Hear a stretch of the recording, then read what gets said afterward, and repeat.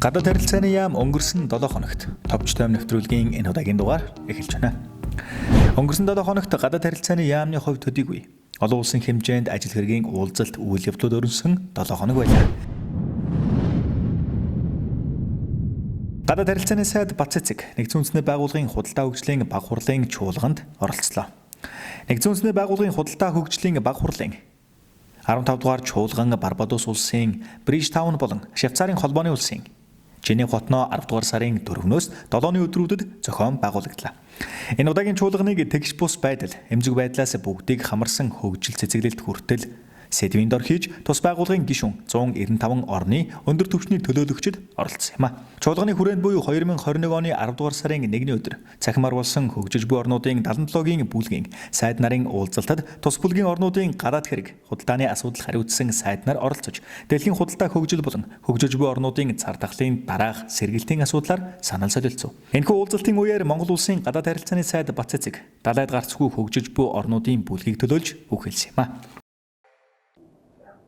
Honorable President of the UNCTAD 15, Madam Secretary General, Excellencies, ladies and gentlemen,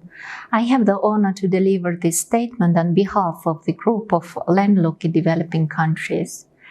The LLDC group Тэрбээр хэлсэн үгэндээ нэгдсэн үндэсний байгууллагын худалдаа хөгжлийн баг хурлын 15 дугаар чуулган нь хямралыг даван туулах, уян хатан байдлыг бий болгох, доктортой хөгжлийн зорилгоодыг хэрэгжүүлэхэд шаардлагатай бодлого, арга хэмжээг хэлэлцэх боломжийг олгож байгааг онцлоод далайд гарцгүй хөгжиж буй орнуудын өмнө тулгарч буй нийтлэг бэрхшээл, худалдааны зардал өндөр хэвээр байгаа нь дэлхийн зах зээл дэх далайд гарцгүй орнуудын экспортын өрсөлдөх чадварыг бууруулж, импортын барааны үнийг нэмэгдүүлж байгаа гэдгийг хэлсэн үгэндээ онцлон тэмдэглэв. Чуулганы үеэр 10 дугаар сарын 5-ны өдөр болсон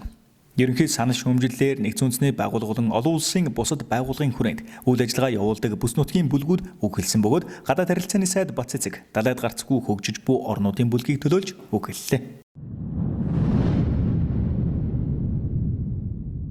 Нэгдсэн үндэсний байгууллагын худалдаа хөгжлийн баг хурлын 15 дугаар чуулган нь хямралыг даван туулах, уян хатан байдлыг бий болгох, доктортой хөгжлийн зорилгоодыг хэрэгжүүлэхэд шаардлагатай бодлого, арга хэмжээг хэлэлцэх боломжийг олгож байгааг тэмдэглэж, тус хэлэлцүүлэгт далайд гарцгүй хөгжиж буй орнуудын хэрэгцээг бүрэн тусгах шаардлагатай гэдгийг онцолсон юм.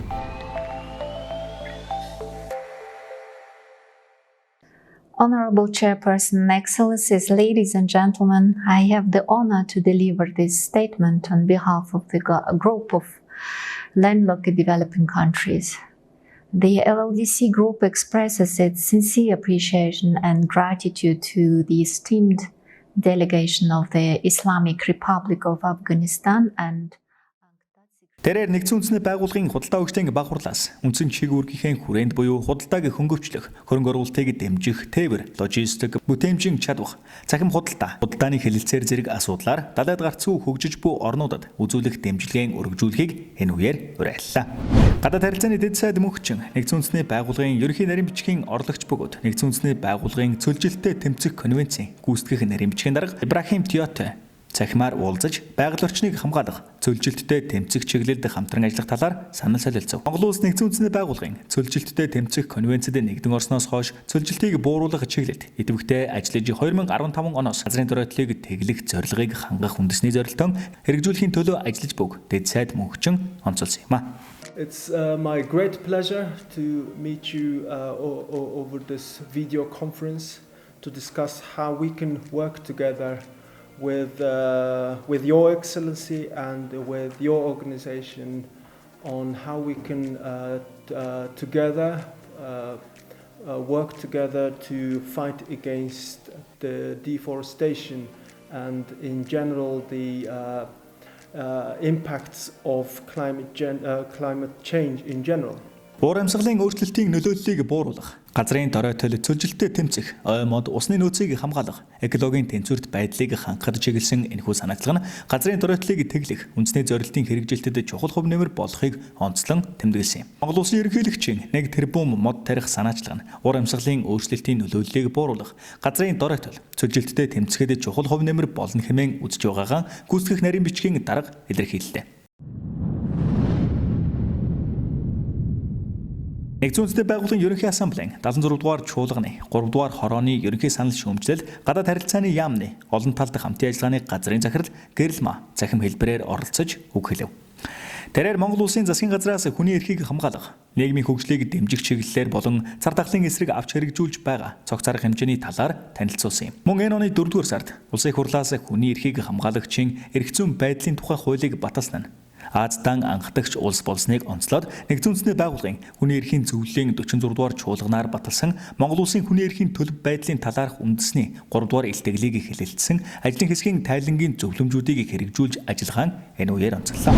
Дэлхийн худалдааны байгууллагын Public Forum 2021 арга хэмжээний үеэр буюу 10 дугаар сарын 1-ний өдөр цар тахлын дараах ертөнцийн далайд гарцгүй хөгжиж буй орнуудын үйлдвэрлэлийн чадварыг бэхжүүлэхийн сэдвт хэлэлцүүлэг болсон бөгөөд Монгол улсаас Нэгдсэн үндэсний байгууллагын Женев дэх төв Дэлхийн худалдааны байгууллага болон олон улсын бусад байгууллагын дэргэд суугаа байнгын төлөөлөгчид элчин сайд бүрвшрэн хэлэлцүүлгийг нээж хэлсэн үгэндээ дэлхийд дахина тулгамдаад буй коронавирусд цар тахлын нөлөөгөөр далайд гарцгүй хөгжиж буй орнууд урьдынхаас илүү хүндрэлтэй тулгарч буг онцлоод далайд гарцгүй хөгжиж буй орнуудын түүхийн эдээс хараат байдлыг бууруулж эдийн засгийг төрөлжүүлэн худалдааны хэмжээ хөгжлийн төвшинг нэмэгдүүлэхэд үйлдвэрлэлийн чадварыг бэхжүүлэх асуудал нь нэн чухал болохыг тэмдэглэв. Монгол улсын засгийн газар болон Нэгдсэн үндэсний байгууллагын хамтарсан удирдах хорооны 6 дугаар уулзалт болов. Нэгдсэн үндэсний байгууллагаас Монгол улсад 2023-аас 2027 онд хэрэгжүүлэх Нэгдсэн үндэсний байгууллагын доктортой хөгжлийн хамтын ажиллагааны хүрээг боловсруулах эхлэлийн тайлан буюу төлөвлөгөөг танилцуулах зорилготой Монгол улсын засгийн газар болон Нэгдсэн үндэсний байгууллагын хамтарсан удирдах хорооны 6 дугаар уулзалт цахим хэлбэрээр боллоо. Уулзалтаар Нэгдсэн үндэсний байгууллагын доктортой хөгжлийн хамтын ажиллагааны хүрээг боловсруулах замын зураглал, тэргүүлэх чиглэлүүдийг тодорхойлох алхмууд, баримт бичгийг боловсруулахад түшиглэх мэдээлэл болон нөөц боломж, удирдлага болгох зарчмууд, үр дүнг үнэлэх аргачлал, талуудын хүлээх үүрэг хариуцлага, шийдлийг тодорхойлох арга зам, Гүржи, Хойд Македон, Лаос зэрэг улстай байгуулсан Нэгдсэн үндэсний байгууллагын доктортой хөгжлийн хамтын ажиллагааны хүрээ, баримт бичгүүдийн онцлог шинж чанаруудтай оролцогч талууд танилцаж мэдээлэл санал солилцов.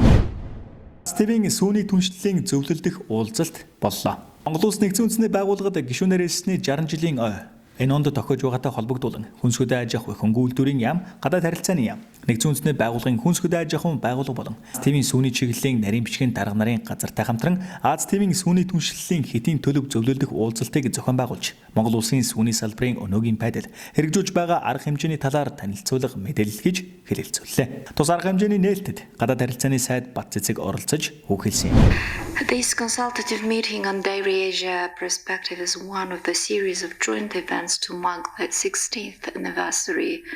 of Mongolia's accession to the United Nations. As Asian milk production platform, Dairy Asia, initiated by the Food and Agriculture Organization of the United Nations, was established in 2014. Тэрээр хэлсэн үгэндээ Монгол улсын байгаль цагуурын онцлог нөхцөл, монголчуудын мал аж ахуйн бүтээгдэхүүн боловсруулах уламжлалт технологийн давуу талыг ашиглан экологийн цэвэр бүтээгдэхүүний брендийг бий болгон хөгжүүлэх замаар сүүний үйлдвэрлэлийг амжилттай хөгжүүлж, дотоодын хэрэгцээг бүрэн хангах, улмаар экспортлох өргөм боломж бий бөгөөд энэ чиглэлээр гадаад хамтын ажиллагааг хөгжүүлэх, экспортын эрх зүйн үндсийг бүрдүүлэхэд гадаад харилцааны яамны зүгээс анхаарч ажиллаж байгаагаа мэрэгдсэн юм а. Энэ 7 хоногийн гадаад харилцааны яамны хураангуй мэдээ. Гадаад харилцааны дэд сайд мөнхчин Канада улсаас Монгол улсад суугаа элчин сайдтай Кэтрин Ивкофыг хүлээн авч уулзав. Тус уулзалтаар дэд сайд мөнхчин элчин сайд Ивкоф нар эх 2023 онд тохиох хоёр орны хооронд дипломат харилцаа тогтоосны 50 жилийн ойг хамтран тэмдэглэх, түүнд угтсан бэлтгэл ажлууд, хамтарсан арга хэмжээнүүдийн талаар ярилцсанаас гадна олон улс болон бүс нутгийн харилцан сонирхсон асуудлаар санал мэдээлэл солилцов. Гадаад харилцааны дэд сайд мөнхчин энэ 7 хоногт хэд хэдэн улсын элчин сайд нарыг хүлээн авч уулзахын хамт Монгол улсын ерөнхийлөгчид барих эдгэмжлэх зуух бичгийн хуулбарыг хүлээн авав. Тухайлбал Европын холбооноос Монгол улсад суух элчин сайд Алекс Никейс, найрандах Беларусь улсаас Монгол улсад суух онц бөгөөд бүрэн элчин сайд Дмитрий Горолек, бүгд найрандах Франц улсаас Монгол улсад суух онц бөгөөд бүрэн элчин сайд Себастьян Сүрүүн нарыг хүлээн авсан юм. Дэд сайд мөнхчин элчин сайд нарт баяр хүргэж, хоёр улсын харилцаа, хамтын ажиллагааг улам өргөжүүлэн хөгжүүлэх хүсэлтэй байгаагаа илэрхийлэхийн хамт талууд цаашдын хамтын ажиллагааг өргөжүүлэх чиглэлээр санал бодлоо солилцлоо. Энгийн паспорт эзэмшигчдийг жуулчны визийн шаардлагаас чөлөөлөх тухай Монгол улс болон бүгд найрамдах Перу улс хоорондын хэлэлцээр 2021 оны 10 дугаар сарын 1-ний өдрөөс хүчин төгөлдөр үйлчилж эхэллээ.